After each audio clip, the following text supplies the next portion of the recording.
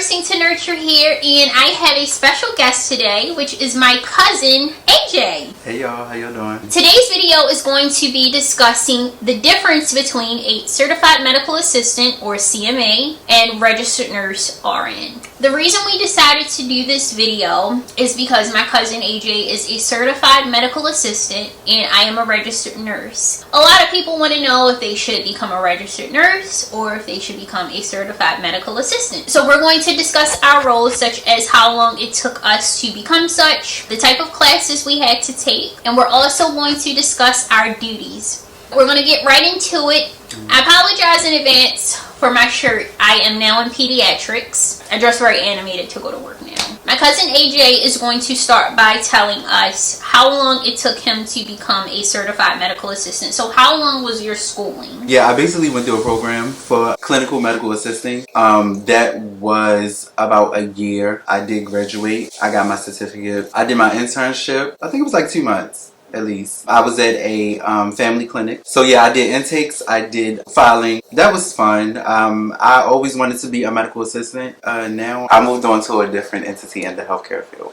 So as you guys know, I'm a registered nurse. So the average amount of time it takes someone to become a registered nurse is 4 years, because you take 2 years of prerequisites and then you have 2 years of the actual nursing program. Now, the reason I say the amount of time it takes your average person to become a registered nurse is because it took me about 6 years. Because I'm going to be honest, I failed a couple of classes. I failed some anatomy and physiology. It wasn't as smooth for me. Now, if you're going for your bachelor's degree, I think the program would be like 2.5 years. Because I think you take like a couple of other courses on leadership versus your associate's degree. Did you have to take anatomy and physiology?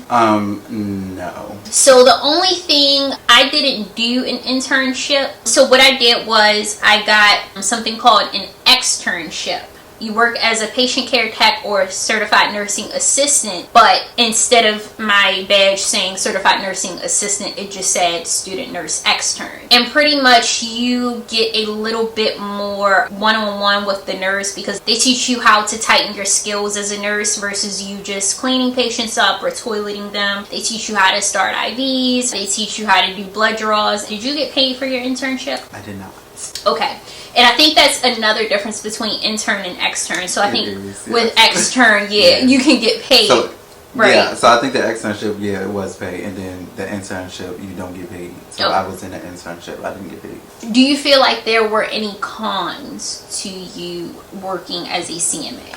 No. So basically, me being a CMA, that was something I always wanted to do. And so it was something I wanted to do. I had fun with it. That's what I was trying to say. I had fun with it. So now AJ is working in the mental health setting. He does sort of still use his clinical skills from when he was working as a CMA, where he works now, but he's no longer in the family clinic practice. Right. So we got schooling out of the way. Also licensure. So when AJ finished his CMA program, he also had to take a licensure test, just like nurses, licensed practical nurses, and registered nurses have to also take a licensure test. So the test that CMAs have to take after they finish school is called the National Certified Medical Assistant Exam. Yes, it is. Also known as the NCMA. The licensure test that I had to take to become a nurse was called the NCLEX, and I'm sure everyone's heard of it. So I'm going to read the job description of a nurse, then I'm going to read the job description of a certified medical assistant, and this is according to Google. The job description of a nurse. The nurse assesses patients and performs basic procedures and administers prescribed medication. The medical assistant assists physicians and other healthcare professionals with administrative and clinical tasks. Also, that brings me back to another point. So understand that the certified medical assistant is actually assisting the doctor. doctor. And the reason I wanted to say that is because a lot of doctors think that the registered nurse is their assistant. That is not true. CMAs assist the doctor. Depending on your clinical environment or your clinical setting as a CMA, that also does kind of change the type of roles that you have. So let me give you an example of what I mean. When I was in nursing school, I had 2 classmates that were CMAs. There was one who knew how to do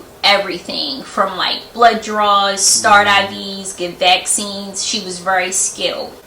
However, she worked in a very intimate setting. So she worked in a doctor's office. So she worked under a doctor that had his own practice. And she had a little bit more responsibility. The other CMA in my class, who just worked inside of a family clinic, she didn't do as much as the CMA that worked inside of the doctor's office. So I think depending on where you work, it probably would change your scope of practice. It's the same for registered nursing. So where I was working at before I got into my pediatric job, I was working at a place called Shock Trauma. And on the trauma resuscitation unit, the nurses pretty much had a little bit more responsibility versus those of us that worked on multi-trauma. So they would pretty much give medication, give IV fluids, and they would worry about getting an order from the doctor later. They just say, hey, I gave this patient X, Y, and Z. Can I get an order for it? So depending on where you work, whether you become a medical assistant, a nursing assistant, a registered nurse, where you work changes your scope and changes your pay. So the job setting is also listed, but it can really vary. The job settings they have listed for nurses include clinics, hospitals, surgery centers, and care centers. And then for medical assistants, the job settings that they have listed include outpatient care centers, doctor's offices, and clinics. Typical hours, I think for the most part, certified medical assistants typically work 8-hour shifts. So they usually do like 9 to 5 or like 8 to 4 shifts. They work 5 days a week, but they have like holidays and weekends off. And that's just because of the type of settings that they work in. A lot of outpatient centers are typically closed on weekends and holidays. Nurses work 12-hour shifts. When I was a new grad, I started off working 8-hour shifts, so it really can vary depending on where you work. If you are a nurse at a dialysis center, you may work 10-hour shifts. But we do typically have to work weekends. I know at my previous job, we had to work 1 weekend a month. And then the certified medical assistant, they of course will have a set schedule. With us, we don't have a set schedule. We could be working 7A to 7P tomorrow, and then yesterday we were working 7P to 7A. A lot of nurses have to constantly switch between night shift and day shift depending on where they work. A lot of jobs require us to work both. So I know a lot of people have been wanting to know the pay difference. So I just looked on Google, and the average pay range for a certified medical assistant in the US is $16.21 to $21.15 per hour. I don't think that that's accurate because I know CMAs that were paid up to like $26 an hour. They make pretty good money. I think when you come out of school, of course, with any profession, you probably would be paid the minimum, and then as you gain experience, you eventually get paid more. So the pay range for a registered nurse in the United States is anywhere from $30.49 an hour to $58.57 an hour.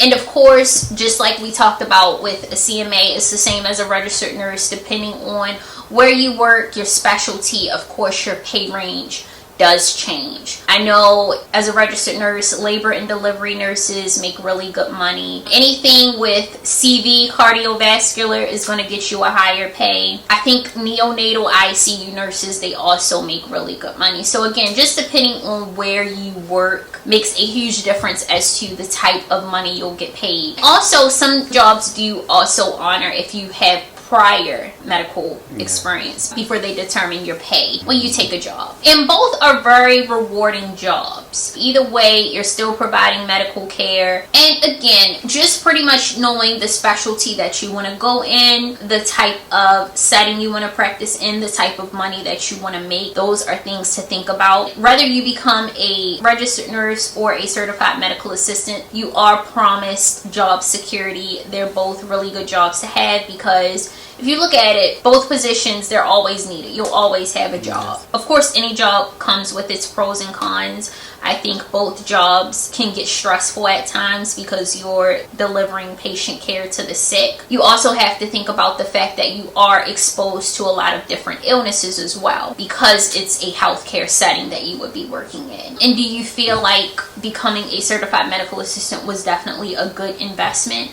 Oh yeah, of course. Yeah. Okay. Even though he's not practicing with his certified medical assistant license right now, it's always a license that he can fall back on, and it's the same with registered nursing. The healthcare field is always growing, so it's a lot you can do.